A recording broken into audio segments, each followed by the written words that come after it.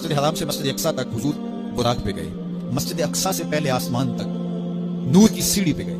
पहले आसमान से लेकर के 7वें आसमान तक फरिश्तों के परों पे गए। 7वें आसमान से लेकर सिदरा तक जिब्रील अमीन के परों पे गए। सिदरा से लेकर जहां तक अल्लाह ने चाहा रफ रफ सब्ज नूरी तख्त पे गए। ये 5 मरहले मुकम्मल हो गए। और आज हमें खुशी क्यों ना हो, आज की शब मेरे और आपके आका व मौला वहां तक पहुंचे हैं जहां किसी का ख्याल भी नहीं पहुंच सकता। कोई फलक ते रह याद गया, कोई जा सिदरा ते हार गया, एक कालियां जुल्फां वाला सी जड़ा अर्श तो भी लंघ पार गया। इतना उरूज कायनात में हुजूर अलैहिस्सलाम से पहले न कभी किसी को मिला, न हुजूर के बाद किसी को मिला। वो बुलंदियां, वो रिफ़ाअतें, वो वुसअतें, वो शान व शौकत, वो इज्जत, वो अजमत, वो रिफ़अत उनका मक़सूद हुआ जो उन्हीं का ही हिस्सा है। और अल्लाह ताला जल्ला शानहू ने इतना नवाजा कि कोई कमी बाकी नहीं रही। और हुजूर के सदके से इस उम्मत को भी नवाज दिया गया, बख्शिश का वादा देकर इस उम्मत के लिए 50 नमाजों का तोहफा देके जो बाद में सिमट के 5 रह गई, और ख़वातीन में सूरा बकरा अता करके इस उम्मत के दर्दों का दरमान किया और इन्हें सुकून और करार की दौलत नसीब फरमाई। किताब रहमत कुरान मजीद इस वाक़या को बहुत शान शौकत के साथ बयान किया है कि वो ज़ात पाक है जिसने अपने अब्द ख़ास को, अब्द मुकर्रम को रात के मुख्तसर हिस्से में मस्जिद हराम से मस्जिद ख़ास तक, मस्जिद अक्सा तक सैर कराई, ताकि वो अपने अब्द ख़ास को, अपने बंदाए ख़ास को अपनी कुदरत की निशानियाँ दिखाए। वो मस्जिद अक्सा जिसके अतराफ में रहमतें बरसती हैं, अनवार उतरते हैं और बरक़ात का नुज़ूल होता है। और फिर मस्जिद अक्सा से लेकर आसमान तक और आसमान से सिदरा तक और सिदरा से जहां तक मेरे रब ने चाहा अपने महबूब को सैर कराई और कुदरत के निशानात दिखाए। जन्नत की सैर करवाई, हुजूर ने दोज़ख का मुलाहज़ा किया, मस्जिद अक्सा में नबियों की इमामत करवाई, बैतुल मामूर में अल्लाह के महबूब की जलवागरी हुई, अंबिया अलैहिमुस्सलाम से मुलाकातें हुई, और सबसे बढ़कर अल्लाह ने अपने महबूब को अपना दीदार अता फरमाया। अब इस सुरात के साथ, जिस तेजी के साथ हुजूर अलैहिस्सलाम तशरीफ ले गए कि रात का मुख्तसर हिस्सा था, कलील वक्त में हुजूर गए भी हैं और आए भी हैं। और ये एक बहुत बड़ा इम्तिहान था लोगों के लिए। खरे और खोटे की पहचान होनी थी, लोगों के ईमान का इम्तिहान था। और कुफार ने इस पे बहुत सारी बातें की और उनके मानने में यह भी नहीं आता था कि मस्जिद हराम से मस्जिद अक्सा तक कैसे गए। अबू जहल ने गली गली जाके प्रोपेगेंडा किया कि हमारा कौन सा मस्जिद अक्सा में आना जाना नहीं है, तो 1 महीना जाते हुए लगता है, 1 महीना आते हुए लगता है, तो छू के भी आना हो तो 2 माह चाहिए। और ये रात के मुख्तसर वक्फे में वहां से होकर आने की बात कर रहे हैं, तो ये कैसे हम तस्लीम करें, ये बातें कैसे मान लें। तो वो मस्जिद हराम से लेकर मस्जिद अक्सा तक हुजूर अलैहिस्सलाम के जाने और आने को नहीं मानते थे, और मानने वालों ने कहा सारे अर्श भी गए हैं और वापस आए हैं, हम इसे भी मानते हैं। अबू जहल ने गली गली जाके कहा, और उसने ये समझा कि ये मेरे हाथ एक चीज आ गई है जिससे मैं लोगों को हुजूर से दूर कर सकूं। और वो पूछता फिरता था, बताओ ये बात मानने में आती है। अचानक हजरत अबू बकर सिद्दीक रज़ियल्लाहु ताला अन्हु से मुलाकात हो गई, तो कहा अबू बकर तुम ही बताओ, अगर कोई कहे कि रात के मुख्तसर हिस्से में गया भी हूं और पलट के भी आया हूं, तो ये बात मानने में आती है? तो फरमाया बिल्कुल मानने में नहीं आती। छू के भी आना हो तो 2 माह चाहिए। समझा लोहा गर्म हो गया, अब चोट पूरे ठिकाने पे बैठेगी। तो कहने लगा कि फिर जिनका कलमा तुम पढ़ते हो उन्होंने ये दावा किया है। तो हजरत अबू बकर सिद्दीक फरमाते हैं कि वो इससे भी अजीब करे तो मैं वो भी मानने को तैयार हूं। वो तो आसमान की खबरें देते हैं, हम वो भी मानते हैं। तो मोहब्बत वालों के लिए, ईमान वालों के लिए तो ये काबिल ताज्जुब नहीं है। कुरान बताता है कि हजरत सुलेमान अलैहिस्सलाम ने कहा कि मुझे तख्त बल्कीस चाहिए। तो एक दिन खड़ा हो गया, हजरत ये खिदमत मैं सर अंजाम देता हूं, कब तक लेकर आओगे? उसने कहा दोपहर तक ले आऊंगा, मतलब बर्खास्त होने से पहले पहले तख्त हाजिर कर दूंगा। और वो कोई डबिया नहीं थी कि जेब में डाल के ले आनी हो। वो तख्त इतना बड़ा था कि 60 हाथ चौड़ा था, 80 हाथ लंबा था और कई हाथ मोटा था। 7 कुर्सियों में मुकफ्फल था, पहरेदार खड़े थे, 1 महीने की मसाफत पे था। اس کو جیب میں بھی ڈال کے لانا ہو تو پھر بھی 2 ماہ چاہیے، لیکن وہ اتنا بڑا تخت اس کو وہاں سے لانا کوئی تماشا لب بام تو نہیں تھا۔ لیکن جن نے کہا حضرت میں مجلس برخاست ہونے سے پہلے وہ تخت حاضر کر دیتا ہوں۔ قرآن نے ساری تفصیل سورہ النمل میں بیان کی۔ اب کتنی بڑی پیشکش تھی، لیکن حضرت سلیمان نے کہا نہیں، مجھے اس سے بھی پہلے چاہیے۔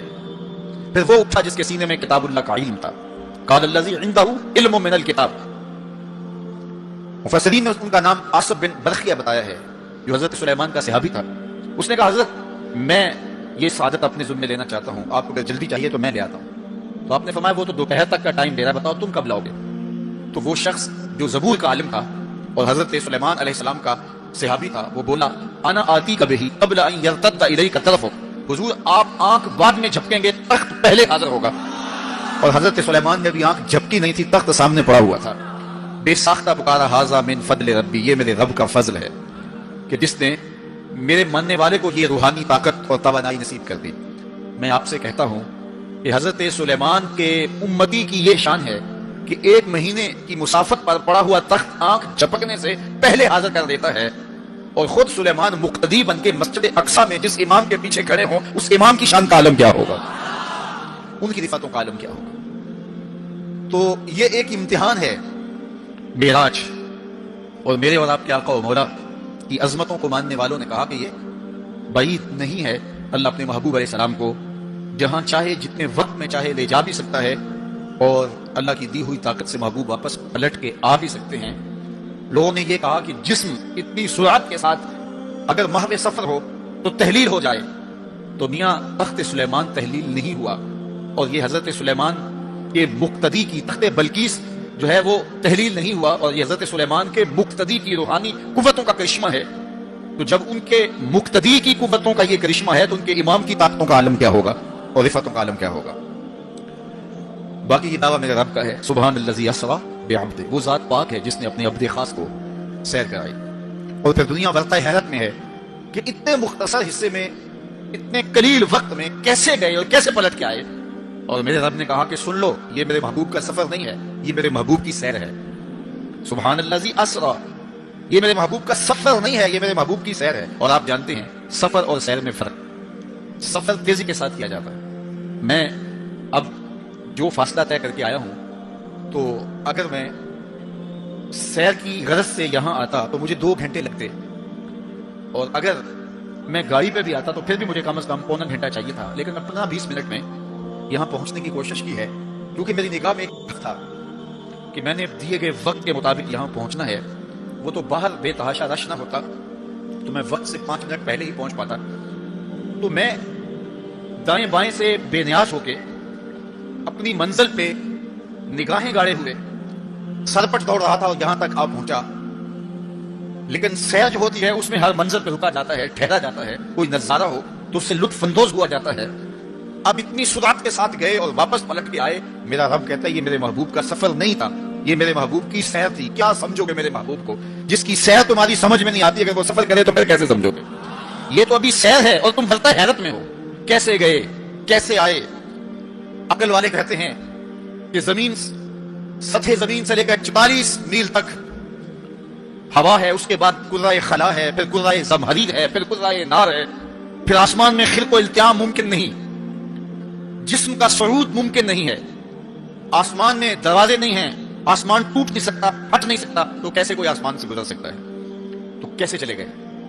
ہم کہتے ہیں کہ حضرت آدم ماں حضرت حوا کے کیسے آئے؟ یہ رکاوٹیں ان کے راستے میں بھی تو تھی۔ حضرت عیسیٰ علیہ السلام کے بارے میں ہمارا عقیدہ ہے کہ وہ پھانسی نہیں دیے گئے، سولی نہیں چڑھائے گئے، بلکہ اللہ نے ان کو آسمان پہ اٹھا لیا۔ تو یہ رکاوٹیں تو ان کے راستے میں بھی آئی ہوں گی، تو وہ کیسے چلے گئے؟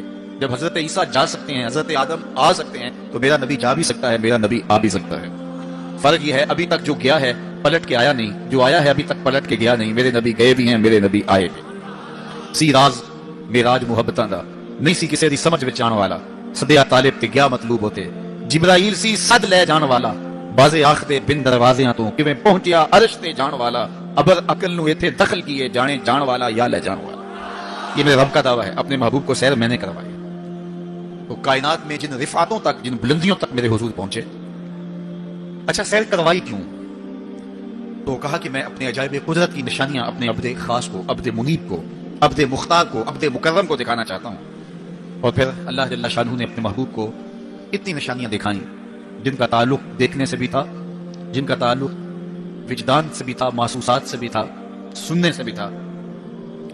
کبھی حضور علیہ الصلوۃ والسلام جنت کی خوشبو سونگھتے ہیں، نظاروں کی وادی دیکھتے ہیں، اور جنت کے محلات کو حضور ملاحظہ فرماتے ہیں، اور کبھی دوزخ کے اندر عذابوں میں مبتلا لوگوں کو حضور علیہ الصلوۃ والسلام دیکھتے ہیں، اور پھر اپنی امت کو بیان بھی فرمایا تاکہ وہ ان اعمال بد سے بچ جائیں جو جہنم میں لے جانے کا سبب اور ذریعہ ہے۔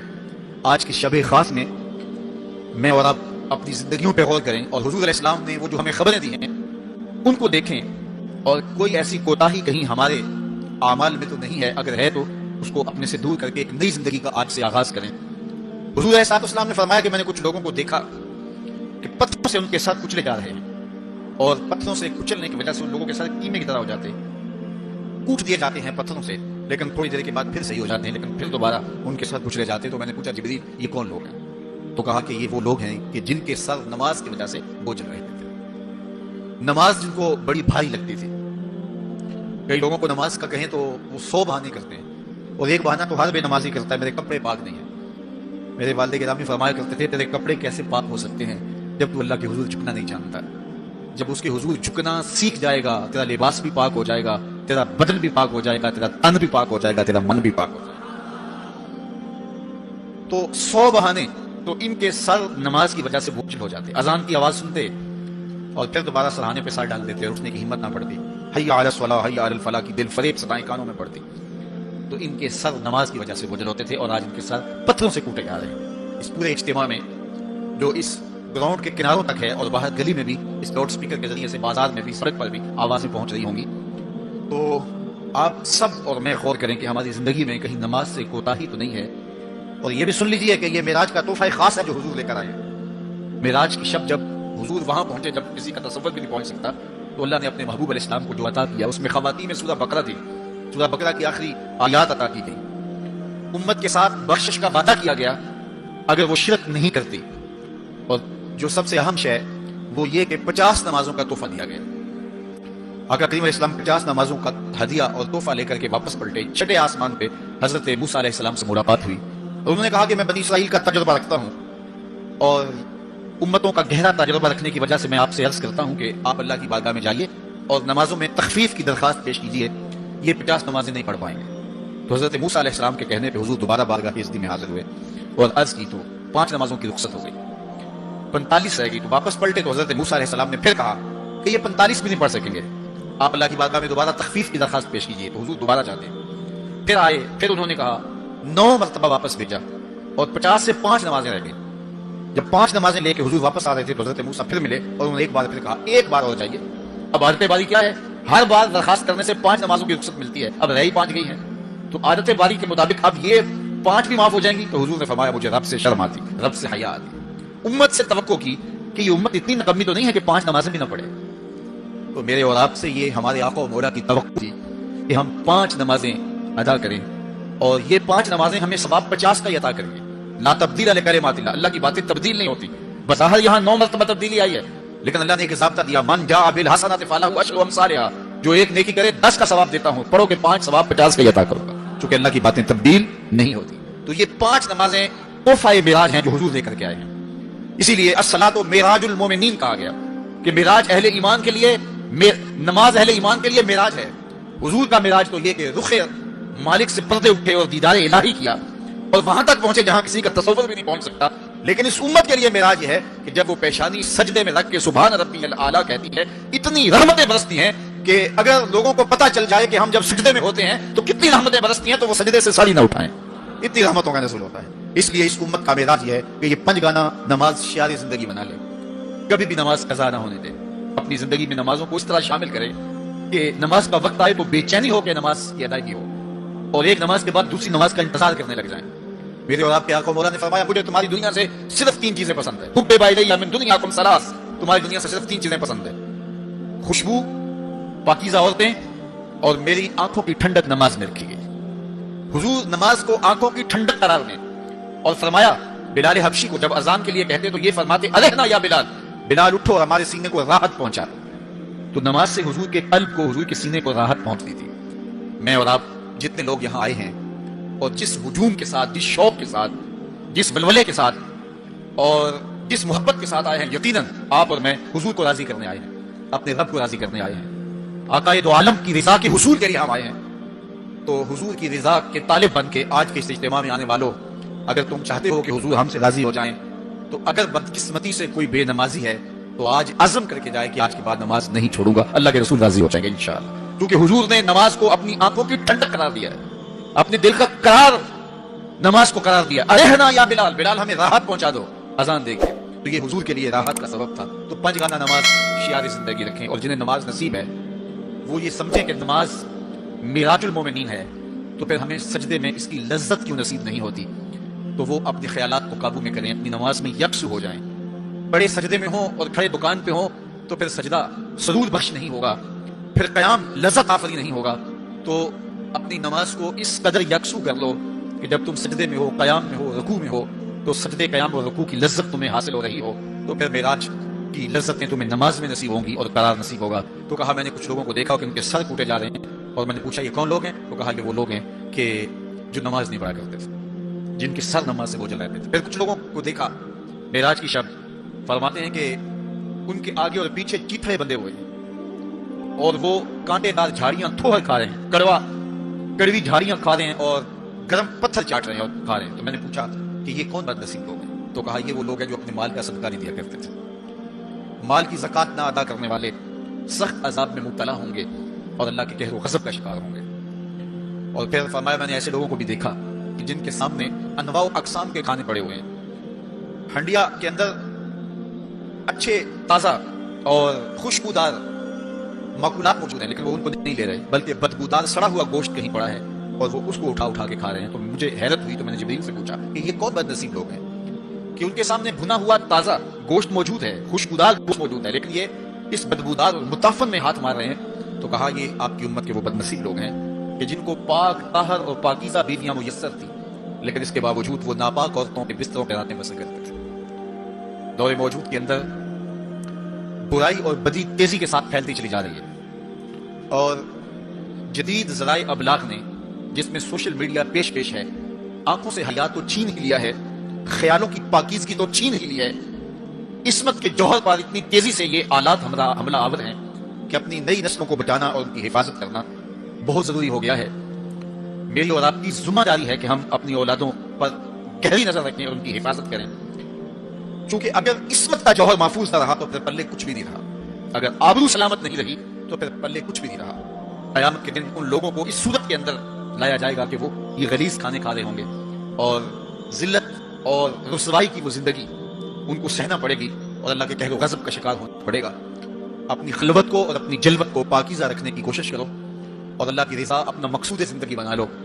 وہ آنکھ جو غیر محرم کو شہوت کی نظر سے دیکھتی ہے، قیامت کے دن جہنم کی آگ سے بھر دی جائے۔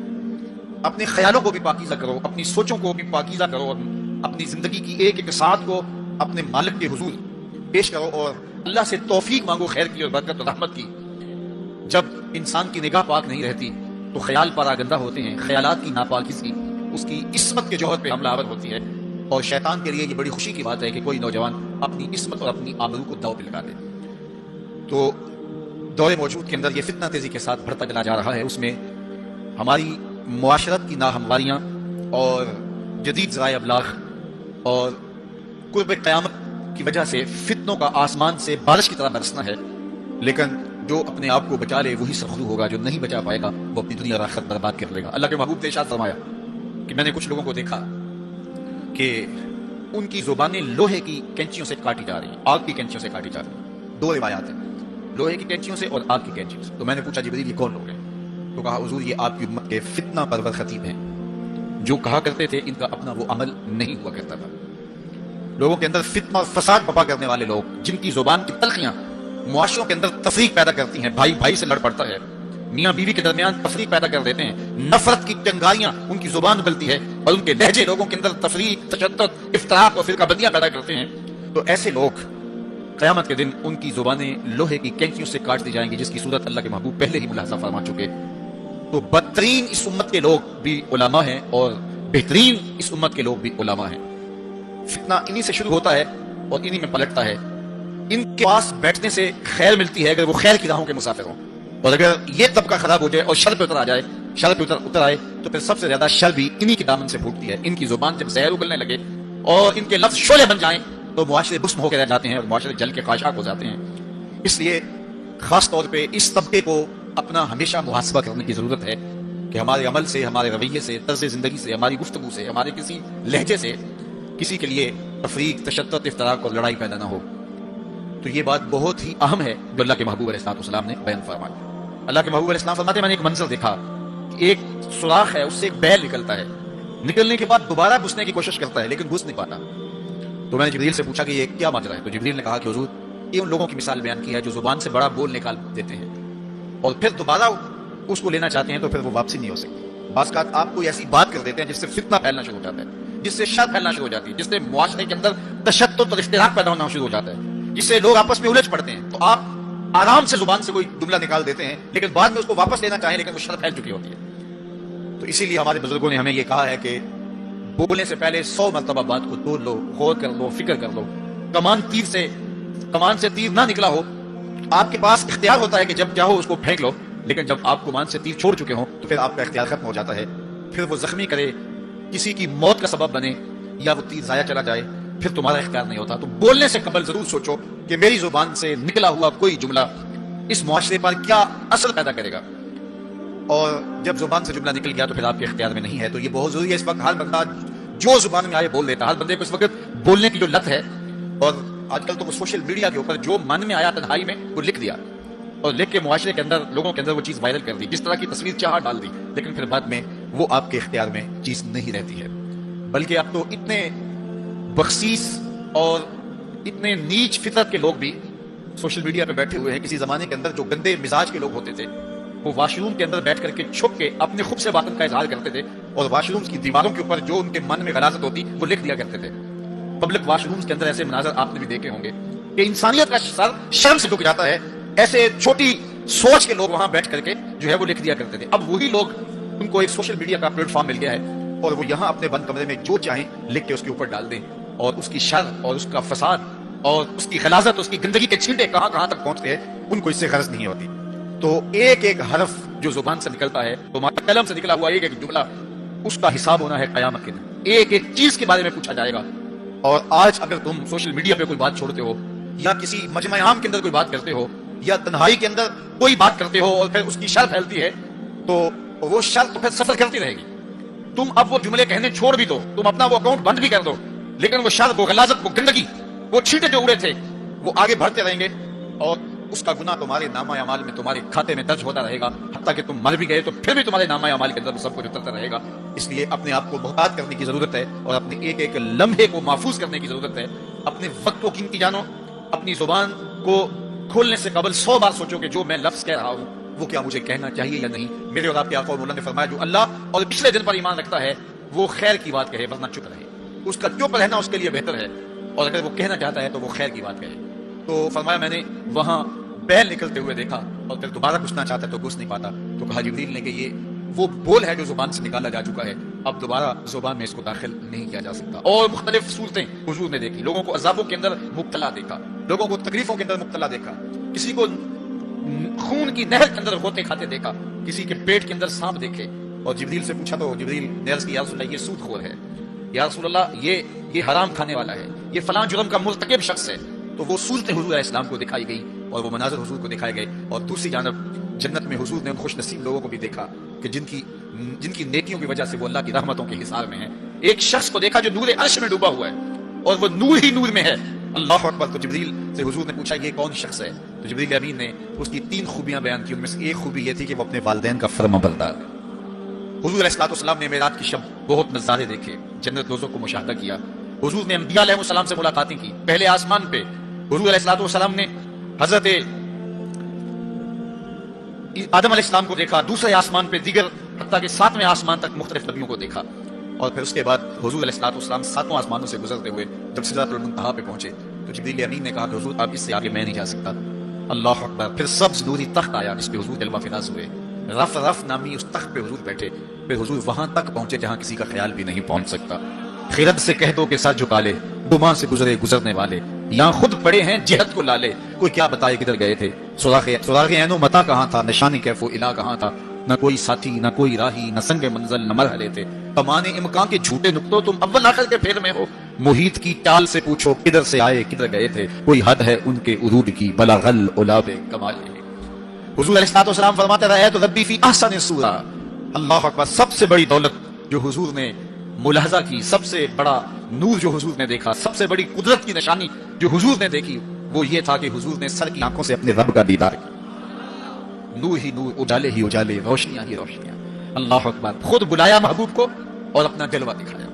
ایک کوہ طور پہ خود چل کے جاتے ہیں، رب ارنی انظر الی، مالک میں تجھے دیکھنا چاہتا ہوں، تو جواب کیا ملتا ہے، لن ترانی، اے موسیٰ تم مجھے نہیں دیکھ سکتے، اور ایک ام ہانی کے گھر لیٹے ہیں اور چادر اوڑھ کے استراحت کر رہے ہیں، جبریل جا کے حاضر ہو کے عرض گزار ہوتے ہیں، ان اللہ اشتاق الی لقائک یا رسول اللہ، محبوب آپ لیٹے ہو، آپ کا رب آپ کا دیدار کرنا چاہ رہا ہے، تبارک اللہ، شان تیری، تجھی کو زیبا ہے بے نیازی، کہیں پہ وہ جوش لن ترانی، کہیں تقاضے وصال کے تھے، ایک کوہ طور پہ خود چل کے جاتا ہے اور دیدار کی طلب کرتا ہے، مالک میں تجھے دیکھنا چاہتا ہوں، جواب کیا ملتا ہے، لن ترانی، اے موسیٰ تم نہیں دیکھ سکتے، اہم اصرار ہوتا ہے بار بار، یا اللہ میں تجھے دیکھنا چاہتا ہوں، علماء نے لکھا جب یہ کہہ دیا گیا تم نہیں دیکھ سکتے تو پھر تقاضا کیوں تھا، کہا اس لیے کہ رب کا کلام سنا تھا، اس لیے تڑپ تھی، جس کے کلام میں اتنا لطف ہے دیدار کا مزہ کیا ہوگا، تو کہا تھا مالک میں تجھے دیکھنا چاہتا ہوں، اچھا اگر مجھے دیکھنا چاہتے انظر الی الجبل، اس پہاڑ کو دیکھو، اگر یہ اپنی جگہ پہ کھڑا رہا تو تم مجھے دیکھ لو گے، اللہ نے اپنی رویت کو استقرار جبل کے ساتھ معلق کر دیا۔ علامہ سعد الدین قفطازانی علیہ رحمہ نے شرح عقائد نسبیہ میں اس پہ گفتگو کی ہے کہ ممکن کے ساتھ معلق بھی ممکن ہوتا ہے، گویا اللہ کا دیدار ممکن ہے،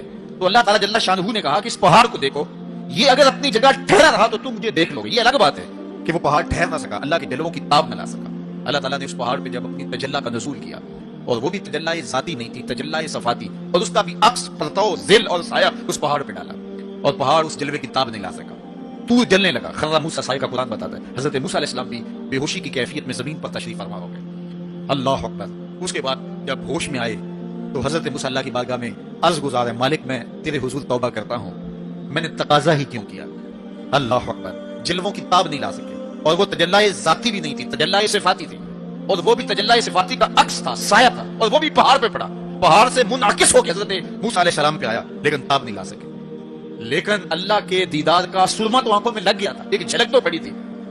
امام حلبی نے لکھا ہے کہ اس کے بعد حضرت موسیٰ کی نگاہوں کا عالم یہ تھا کہ کالی رات کے اندھیرے میں کالے پتھر پر کالے رنگ کی چیوٹی کو 9 فرسخ دور سے، ایک فرسخ 3 میل کا ہوتا ہے، 27 میل دور سے، تقریباً 50 کلومیٹر دور سے کالے رنگ کی چیوٹی کو کالے پتھر پر کالی رات کے اندھیرے میں چلتا ہوا دیکھ بھی لیتے تھے، اس کے قدموں کی آہٹ کو سن بھی لیتے تھے۔ یہ اللہ کا کلام سننے کی وجہ سے کانوں میں یہ سماعت آ گئی، اور اللہ کا دیدار کرنے کی وجہ سے آنکھوں میں یہ توانائی آ گئی کہ 50 کلومیٹر دور کالی رات کے اندھیرے میں شب دیجور کی ظلمتوں میں کالے رنگ کی چیوٹی کو چلتا ہوا دیکھتے بھی، اس کے قدموں کی سنسناہٹ کو سنتے بھی، یہ اس کی نظر کا کمال ہے جس نے تجلی صفاتی کا پرتو پہاڑ پہ پڑتے ہوئے دیکھا اور تاب نہ لا سکا، اور جو ذاتی تجلیوں میں گم رہا اور آنکھ بھی نہیں چپکتا، اس محمد عربی کی نگاہوں کا عالم کیا ہوگا، ان کی نظروں کا عالم کیا ہوگا۔ اسی لیے فرمایا انی ارا ما لا ترون واسمع ما لا تسمعون، جو میں دیکھتا ہوں وہ تم نہیں دیکھتے، جو میں سنتا ہوں وہ تم نہیں سنتے۔ تو تجلی صفاتی کا پرتو بڑا ہو تو نظر اتنی تیز ہو جائے، اور تجلی ذاتی کا عکس جس نے دیکھا، تجلی ذاتی کے جلووں میں جو گم رہا ہو، تو اس کی نگاہوں کا عالم کیا ہے، اللہ اکبر۔ یہاں تو خرا موسیٰ سائے کا ہے، وہاں کیا ما زاغ البصر وما طغى، آنکھ نہ ہی تو چدھیائی اور نہ حد ادب سے متجاوز ہوئی۔ کیسی آنکھ ہے، جب جلوہ محبوب دیکھا تو آنکھ چدھیائی بھی نہیں، آپ سورج کو دیکھیں اور وہ دوپہر پر ہو اور جو ہے وہ پورے جلال پر ہو تو آپ کی آنکھیں چدھیا جاتی ہیں، آپ دیکھ نہیں پاتے، آنکھوں میں پانی اتر آتا ہے۔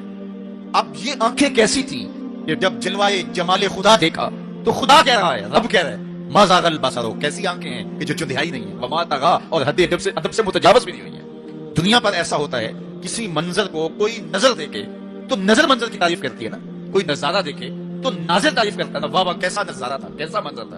دنیا کے اوپر یہی ہوتا آیا ہے، لوگ جاتے ہیں گلزاروں کو، پہاڑوں کو، کوساروں کو، وادیوں کو دیکھنے کے لیے، تو واپس پلٹتے ہیں تو کہتے ہیں کیا منظر تھا یار، پہاڑوں پہ جمی ہوئی برف، ٹوٹتے جھرنے، بہتی ندیاں، کیا منظر تھا، کیا خوبصورت درخت تھے، اور درختوں کے اوپر کیا قدرت کے جمال کے رنگ تھے۔ اقبال بھی ایک منظر دیکھ کر آئے تو واپس کسی نے پوچھا کیا دیکھا وہاں، تو انہوں نے کہا من خدا را آنچا دیدم بے حجاب، میں نے اس کے جلوے وہاں بے نقاب دیکھے۔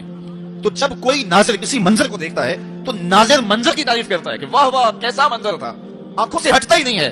یہ پہلی مرتبہ دنیا میں ایسا ہوا کہ ناظر نے منظر کو دیکھا تو منظر کہنے لگا واہ کیسی آنکھ ہے جو نہ چدھیاتی ہے نہ حد ادب سے گزرتی، یہ پہلی بار ایسا ہوا۔ ما زاغ البصر وما طغى، تو محبوب کریم نے اللہ اکبر اگر یہ کہا جائے کہ حضور کی روح نے معراج کیا تھا، یہ خواب دیکھی تھی، تو یہ آیت اس کی دلیل ہے کہ جب خواب دیکھی جاتی ہے تو یہ آنکھیں بند ہوتی ہیں. خواب خیال سے دیکھی جاتی ہے، کوئی خیال ہے جو پرواز کرتا ہے، اس کا تعلق دماغ سے ہوتا ہے. اور اگر روح کا دیکھنا ہو تو وہ روح بھی آنکھوں سے نہیں دیکھتی، ان آنکھوں سے، اس کی روح کی اپنی آنکھیں ہیں. تو جب آنکھوں کا ذکر کیا کہ آنکھ چندھیائی نہیں اور نہیں، تو محبوب پتا چلا کہ جو جلوہ دیکھا تھا وہ خواب میں نہیں دیکھا تھا، وہ اس آنکھ نے دیکھا تھا. جو جلوہ دیکھا تھا وہ آنکھ نے دیکھا تھا، اسی لیے تو بات آنکھ پہ ہو رہی ہے. ما زاغ البصر وما طغى، آنکھ جو دہائی نہیں، حد ادب سے گزری نہیں، تو معلوم ہوا کہ جو دیکھا تھا وہ آنکھ نے دیکھا ہے، اسی لیے تو آنکھ کی بات ہو رہی ہے. اور پھر ایک اور بات سنو، آگے قرآن کہتا ہے ما کذب الفؤاد ما رأى، جو آنکھ نے دیکھا دل نے اس کی تکذیب نہیں کی. یعنی جب آنکھ نے وہ جلوہ دیکھا تو آنکھ نے دل سے پوچھا کہ یہ وہی ہے، کیونکہ دل میں تو وہ پہلے ہی رہتا تھا، دل میں تو بسیرے پہلے ہی تھے، دل میں پہلے ہی تھے.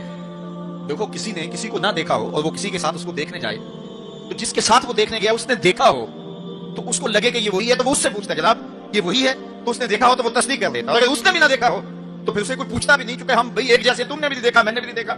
تو جب کسی نے پہلے دیکھا ہوا ہو تو پھر دوسرا اس کو پوچھتا ہے ہاں وہی ہے، وہ کہتا ہے ہاں وہی ہے. اور وہ یہ تب کہہ سکتا ہے کہ اس نے پہلے دیکھا ہو جب جمال الہی کو نگاہ مصطفیٰ نے دیکھا، تو نگاہ نے دل سے پوچھا یہ وہی ہے، یہ وہی ہے جو دل میں درد بن کے رہتا ہے، یہ وہی ہے. ما کذب الفؤاد ما رأى، قرآن بتاتا ہے پھر جب آنکھ نے پوچھا نا دل سے، تو دل نے تکذیب نہیں کی، دل نے کہا ہاں یہ وہی ہے. اب یہاں ایک جملہ کہتا ہوں اور میری تقریر یہاں اختتام کو بھی پہنچ جائے گی، تو یہ آپ کے لیے کافی کبھی غذا ہوگی اور روح کو سرشار رکھے گی، اور وہ یہ کہ جو دل میں رہتا ہو وہ آنکھوں کے سامنے آئے، اسے تو معراج کہتے ہیں. جو دل میں بستا ہو وہ آنکھوں کے سامنے آ جائے، اسے ہی تو معراج کہتے ہیں. اس لیے دل نے تو پہلے ہی دیکھا تھا، دل میں تو وہ پہلے ہی رہتا تھا. آج شب جو ہے وہ آنکھ نے دیکھا، تو آنکھ جو ہے وہ تڑپ کے دل سے پوچھتی ہے وہی ہے. اللہ اکبر. تو پھر آنکھ نے جب پوچھا تو دل نے ما کذب الفؤاد، دل نے تکذیب نہیں کی بلکہ دل نے تصدیق کی. اللہ اکبر. قرآن پوچھیے، قرآن کہتا ہے افتمارونہ علی ما یری، تم بحث کر رہے ہو، لڑ رہے ہو، الجھ رہے ہو آپس میں اس پر کہ جو اس نے دیکھا، تم دیکھنے پہ الجھ رہے ہو. وَلَقَدْ رَآهُ نَزْلَةً أُخْرَىٰ، جو پھر اس نے دو بار دیکھا. تم ایک بار کی بات کر رہے ہو، اس نے دو بار دیکھا. اللہ اکبر. ما کذب الفؤاد ما رأى. آنکھ کیسی ہے، حد ادب سے آگے نہیں گزرتی، چندھیاتی بھی نہیں ہے. بات ساری آنکھ کی ہو رہی ہے، تو پھر بات خواب کی کہاں آ گئی؟ آنکھ کی بات ہو رہی ہے، آنکھ ہی دل سے پوچھ رہی ہے، تو بار بار آنکھ کی بات ہو رہی ہے. آنکھ نے دیکھا، آنکھ نے دیکھا. اچھا صرف دیکھا ہی کوئی بات نہیں ہوئی؟ اللہ اکبر. صرف دیکھا ہی کوئی بات نہیں ہوئی؟ قرآن سے پوچھتے ہیں، سورہ نجم اٹھاتے ہیں، فَأَوْحَىٰ إِلَىٰ عَبْدِهِ مَا أَوْحَىٰ. کہاں باتیں بھی ہوئی تھی. اللہ اکبر. اب ساری توجہ ادھر ہوگی، کیا بات ہوئی، اعلامیہ کیا جاری ہوا. یہ مرکزی نقطہ ہے نا، ملاقات ہوئی ہے، اب کان کھڑے ہو گئے، پھر کوئی بات بھی ہوئی، جواب ہے ہاں ہوئی. فَأَوْحَىٰ، ہاں بات ہوئی. فَأَوْحَىٰ إِلَىٰ عَبْدِهِ، اس نے اپنے بندے سے کوئی بات کی. اب سماعتیں رک گئیں، سانسیں بھی رک گئیں. اب سنیں تو صحیح کیا بات ہوئی. اب سنو کیا بات ہوئی، اور اس بات پہ بات ہی ختم ہے. کیا لفظ ہیں اور کیا قرآن کا اسلوب ہے. قرآن تو واقعی اللہ کا کلام ہے. پھر ذرا سنیے ذرا کیا منظر ہے، لطف کیا ہے کہ ملاقات ہوئی. ملاقات کو قرآن بیان کر رہا ہے، آنکھ جھپکی نہیں ہے.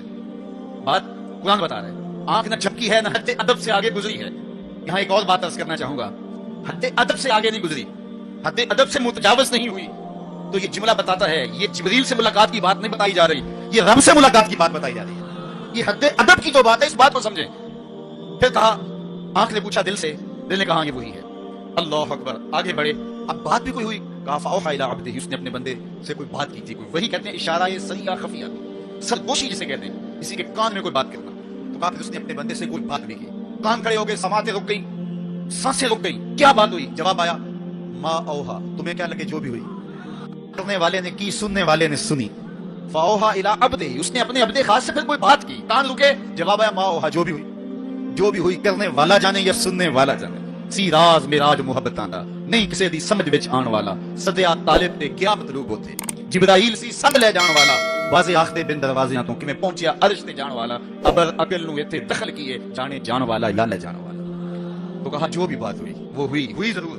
اللہ تعالیٰ اتنا سمجھ لو، جو بھی بات ہوئی اس میں گناہگاروں کی بخشش کا پیکٹ ضرور تھا، اس میں گناہگاروں کی بخشش کی کہانی ضرور ہے.